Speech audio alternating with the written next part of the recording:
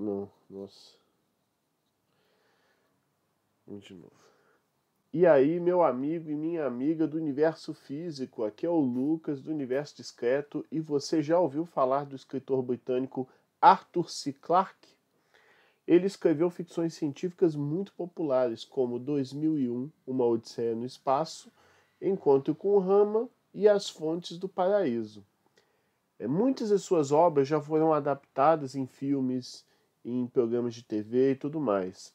E suas frases célebres já apareceram até em filmes blockbusters muito populares, como é o caso do primeiro filme do Thor. But you're the one who's always pushing me to chase down every possibility, every alternative. I'm talking about science, not magic. Well, magic's just science that we don't understand yet. Arthur C. Clarke. Who wrote science fiction? A precursor to science fact. Não é feitiçaria, é tecnologia.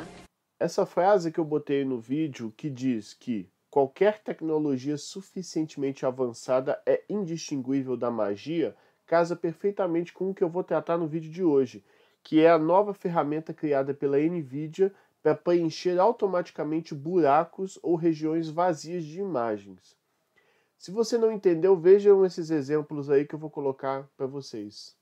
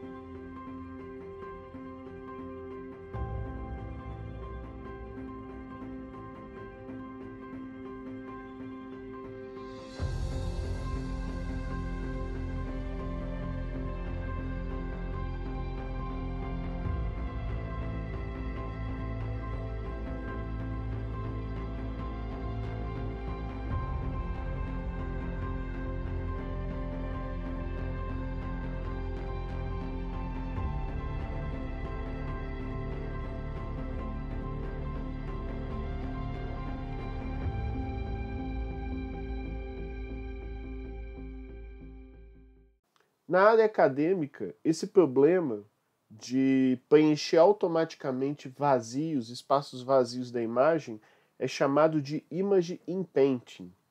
E se você já mexeu com o Photoshop acima da versão CS5, então você já deve ter visto uma ferramenta bastante parecida, chamada Content Aware Autofill. Só que perto do que essa proposta da NVIDIA é capaz de fazer, essa ferramenta do Photoshop parece brincadeira de criança. O primeiro ponto dessa tecnologia da NVIDIA é que ela usa o famoso Deep Learning que a gente fala muito aqui nesse canal. Aliás, ela usa arquiteturas de Deep Learning muito mais robustas do que as que já eram usadas para lidar com esse problema. Então, os caras não simplesmente usam Deep Learning, eles usam o que tem de mais moderno de Deep Learning. Eles conseguem ir um pouco além. De acordo com o próprio paper da NVIDIA, métodos de inpainting existentes baseados em Deep Learning usam redes convolutivas tradicionais sobre a imagem corrompida, usando filtros convolutivos tanto nos pixels válidos, ou seja, os pixels que ainda existem na imagem original, quanto os valores substitutos em buracos com máscaras. Porque você imagina onde está ali o buraco, você preenche temporariamente com uma cor média, algo assim. Bom, eu vou fazer alguns comentários sobre essa frase, que eu acho que essa frase tem um monte de informação bastante útil. Inicialmente, o que essa frase aí afirma é que para lidar com esse problema, originalmente, as pessoas simplesmente usam redes neurais convolutivas, as famosas CNN, que é uma arquitetura de Deep Learning muito usada, por exemplo, para reconhecer objetos. Então você tem uma imagem e ele identifica que ali tem uma cadeira, ou ali tem um cachorro, ou tem um gato. A CNN é muito boa para isso. E por que a CNN é muito boa para isso? É porque ela produz uma rede neural com muitas camadas, né? Aí vem o Deep. É uma rede neural profunda, uma quantidade profunda de camadas. E cada pedaço pequeno da imagem, imagina uma imagem de alta resolução. Você divide essa imagem em vários pedacinhos muito pequenos e cada pedacinho está associado a um neurônio dessa rede muito grande. Então é como se a rede pudesse fazer uma avaliação muito precisa, olhando cada minúcia, cada pedacinho da imagem e sendo capaz de comparar com o todo. E é daí que vem os resultados impressionantes que CNN consegue obter para reconhecer objetos. Tanto que em competições para você reconhecer objetos em imagens, normalmente as redes baseadas em CNN são as que vencem as competições. Em muitos casos conseguindo uma classificação melhor até do que a de seres humanos. Eu ainda não vou entrar em muitos detalhes sobre o que a CNN faz, isso merece um vídeo com a parte sem código e com código. Eu vou fazer, eu estou tratando os algoritmos básicos de aprendizado de máquina primeiro, antes de chegar nas redes neurais profundas. No entanto, pela explicação básica que a gente tratou aqui, faz bastante sentido que uma CNN seja usada para fazer o inpainting. É como se você tivesse uma gigantesca base de dados com diversas imagens existentes, muitas mesmo, coisa de 10 mil imagens, 20 mil imagens ou até mais, e que os métodos de pintar automaticamente essas regiões que tem buraco fazem é descobrir nessa base de dados se tem alguma parte de alguma imagem que combina com aquele buraco que está ali. Exemplo, imagina que eu tiro uma foto minha e eu apago o olho, e eu quero que o algoritmo automaticamente preenche esse olho. Ele vai consultar essa base de dados gigantesca até achar uma imagem que tenha olho, ou várias imagens que tenha olho, e vai comparar nessa base de dados se tem algum pedaço de olho que encaixa muito bem ali naquele buraco que eu inseri. Claro que ele também observa a vizinhança para ver se encaixa bem, mas ele faz basicamente isso. E como a CNN é muito boa para você reconhecer objetos, reconhecer um determinado objeto, ele vai olhar na vizinhança, que é ao redor assim, do meu rosto, por exemplo.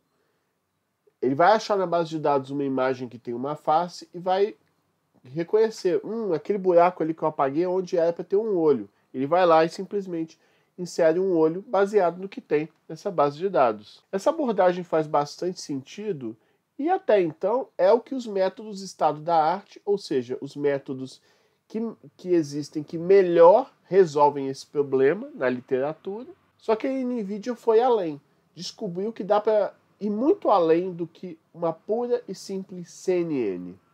No próprio artigo, a NVIDIA afirma que usar a CNN da forma como os outros trabalhos fazem introduz artefatos, como variações muito brutas de cores. Aí você pode imaginar, por exemplo, que aqui na testa fica um pouco escuro e nessa área aqui do olho fica um pouco mais claro. Então você tem uma discrepância, algo que salta aos olhos na hora que você vê a imagem, e áreas borradas, às vezes fica um pouquinho borradinho, e você percebe que ali houve uma edição para preencher aquela imagem. Então os métodos de estado da arte acabam fazendo um pós-processamento, ele tenta eliminar o borrado, tenta eliminar a discrepância de cor, ele vai fazendo uma série de processamentos para limpar a imagem e dar a ela um visual mais realista, o que acaba demandando um pós-processamento muito pesado, o que torna só tudo mais demorado e até incapaz de resolver todos os problemas. Para lidar com isso, a NVIDIA definiu o conceito de camadas convolutivas parciais. Pelo que eu entendi, esse parcial tem a ver com a aplicação de filtro. O filtro é o cara que, resumidamente, serve para comparar se aquele pedaço bate com um pedaço da outra imagem, para você reconhecer objetos. Então, ele aplica os filtros nas regiões que não contêm os buracos. Então, ele aplica filtros só na área que está em volta do meu olho, por exemplo. É daí que viria o parcial. Ele não faz na imagem toda, mas em uma região parcial da imagem. Os filtros são usados para comparar as regiões, como eu falei, com o que está na base de treinamento. Entretanto, esse não é o ponto principal do paper. Claro que isso ajuda a ter um reconhecimento mais preciso e diminui a quantidade de processamento que você faz, mas o que chama muito a atenção nesse paper é a seguinte frase que eu vou ler para vocês, do paper da NVIDIA. Nosso modelo completo é uma arquitetura encoder-decoder com campos receptivos suficientes de tal forma que a máscara é completamente válida antes que entre na metade decoder, o que simplifica o processo de decodificação. Vamos tentar entender um pouco melhor essa frase. A primeira coisa que essa frase faz a gente entender é que eles não usam puramente uma rede neural convolutiva. Na verdade, eles usam uma rede neural convolutiva com mais coisas. É um pouco mais complicado até do que isso.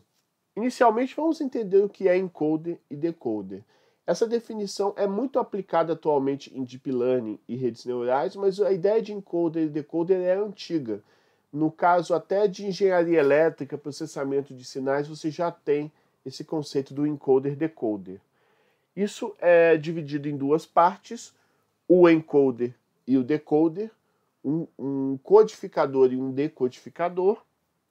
O codificador ele recebe uma entrada de dados, que pode ser, por exemplo, a frase eu sou um estudante, codificando ela em uma sequência de números que representa a informação propriamente dita dentro do computador.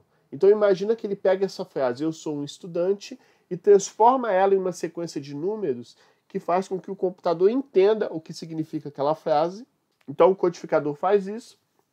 O decodificador ele vai pegar essa sequência numérica, esses bits, e vai extrair a semântica deles e decodificar para outra coisa. Por exemplo, a frase em francês, je suis étudiante.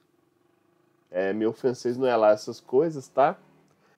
Então esse conceito de você pegar a informação, codificar ela de uma forma que o computador entenda, depois decodificar para outra coisa, isso é aplicado em boa parte da computação.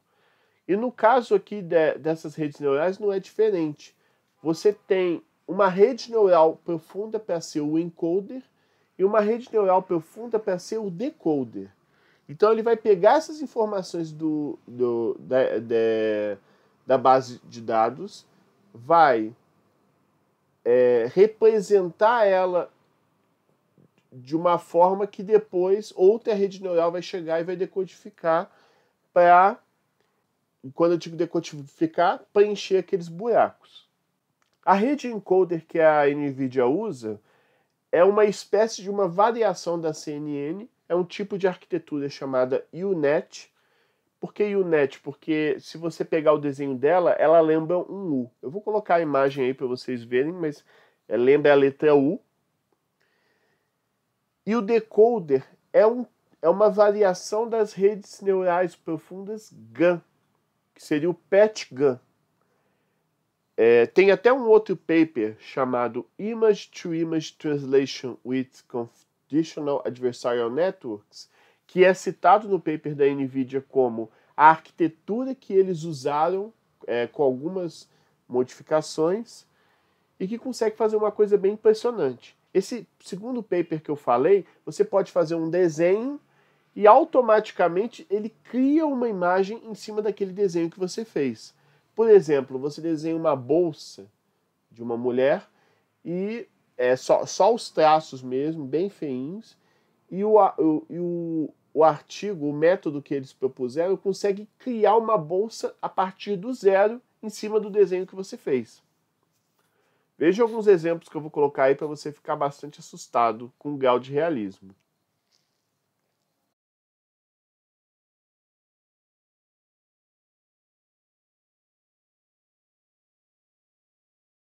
Então vamos discutir um pouquinho essas duas redes que a NVIDIA usa. O encoder seria a U-NET, que nada mais é do que um tipo de CNN.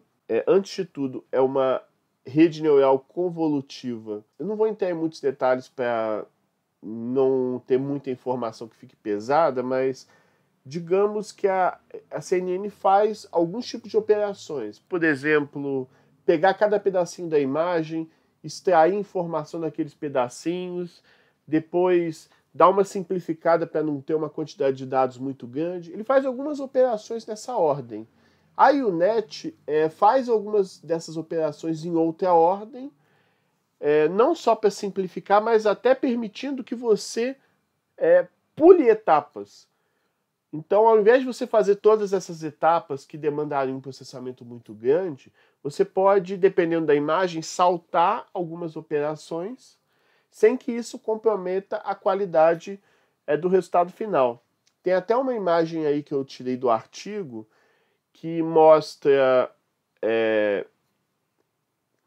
você fazendo as operações na ordem e a U-NET permitindo que você pule algumas etapas. Vamos ver se no futuro, algum dia, quem sabe, a gente até implemente essa rede. Eu nunca implementei essa rede, então a noção que eu tenho dela é um tanto básica. Então, a U-NET seria esse meu encoder, ele codifica as informações dessa imagem, e o decodificador, o cara que vai gerar imagens preenchendo aqueles buracos, é justamente uma rede GAN. Se você não lembra da rede GAN, ela é uma rede neural adversária. Eu cheguei a falar um pouco dela no meu vídeo do pornô fake da Mulher Maravilha. Seria como se você tivesse duas redes oponentes. Fazendo uma analogia, é como se você tivesse um falsificador de dinheiro e um caixa que recebe aquele dinheiro. O falsificador vai tentar criar uma nota de R$10 falsa, vai mostrar para esse cara, ele vai falar, ó, não vou aceitar esse dinheiro porque esse dinheiro é falso.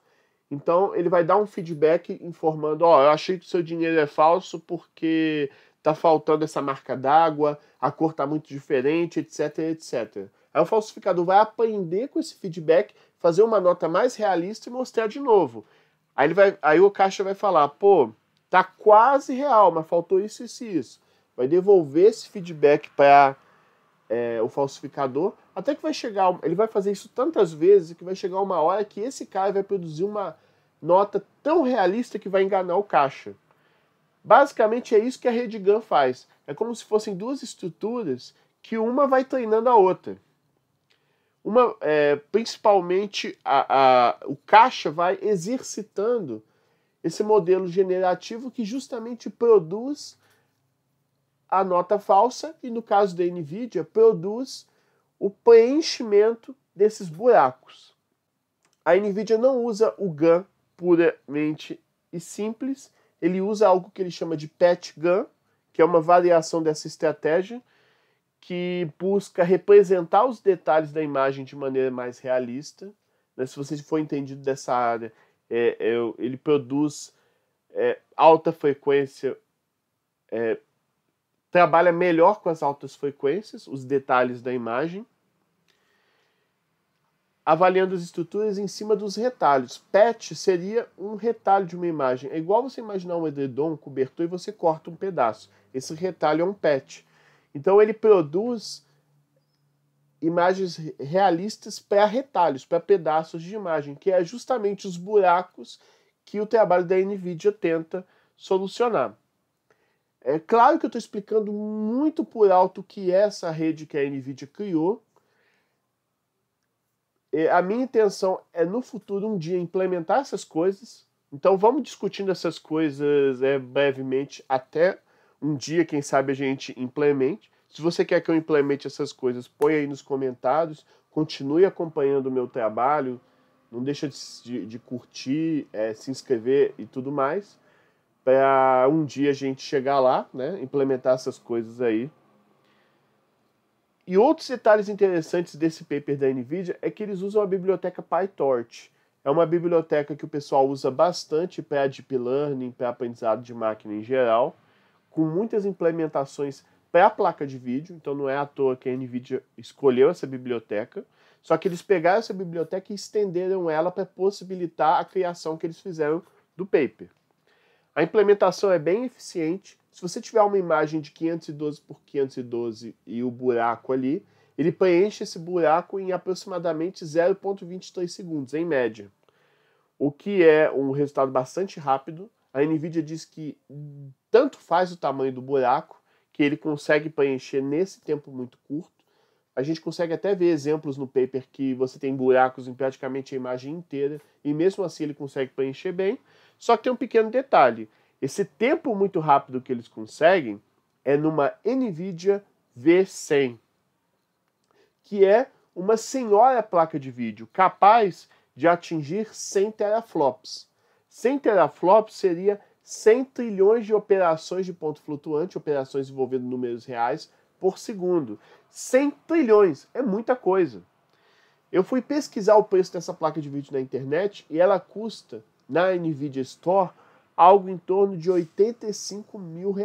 Então, digamos que é uma placa de vídeo tão boa que talvez você nunca precise fazer upgrade no seu computador de novo depois que você tiver ela, pelo menos na placa de vídeo. Isso até me deixou um pouco curioso, pois eu queria saber em quanto tempo o algoritmo consegue preencher os buracos num computador com uma placa de vídeo normal, entre aspas. Não achei essa informação no paper, infelizmente, mas isso não deixa de mostrar o quão impressionante é o resultado que eles conseguem gerar visualmente. Vamos discutir alguns detalhes sobre o treinamento dessa arquitetura, dessa rede neural, que também é algo bastante interessante. Eles inseriram mais de 56 mil máscaras de tamanhos variados. Então, imagina que no seu treinamento eles marcaram regiões da imagem que seriam os buracos e marcaram 55 mil retalhos, 56 mil pedaços, introduzindo também versões dessas mesmas máscaras um pouco mais dilatadas, rotacionadas e recortadas. Isso é mais ou menos o seguinte: você faz 56 mil marcações e para cada marcação dessas você insere na base de dados ela de novo, só que maior. Depois você pega essa mesma imagem, gira ela um pouco e insere na base de novo. Você pega essa máscara, recorta um pedaço e insere de novo.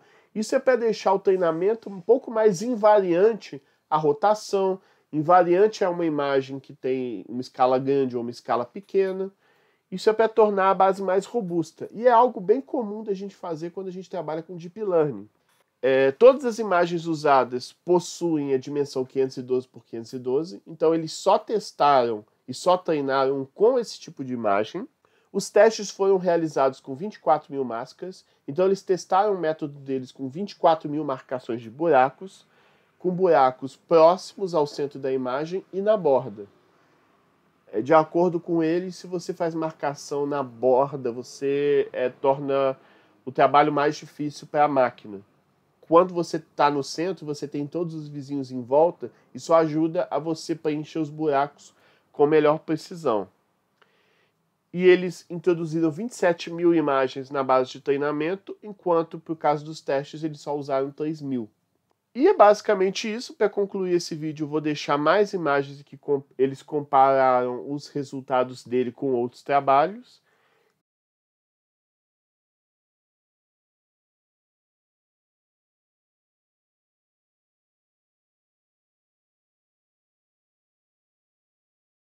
E lembre-se de uma coisa: se você fala em redes GAN, você está falando em bruxaria. O troço é mágico. Dizem que GAN é a sigla para Generative Adversarial Network. Mas eu estou convencido que, na verdade, esse GAN vem de Gandalf, do Senhor dos Anéis. E é isso, gente. Valeu. Não deixe de curtir, compartilhar, se inscrever no canal. Eu espero botar esse vídeo no ar logo. Na sexta-feira, no dia 27 de abril, vai ter uma live em que eu vou trazer um convidado surpresa. Então, Façam perguntas legais para a gente responder ao vivo na hora. O que eu posso dizer para vocês é que esse convidado é da área da física, então podem fazer perguntas de física misturado com computação, que a gente vai responder ao vivo na live. É na sexta-feira, no dia 27/4, às 9 da noite. E valeu, obrigado e até a próxima!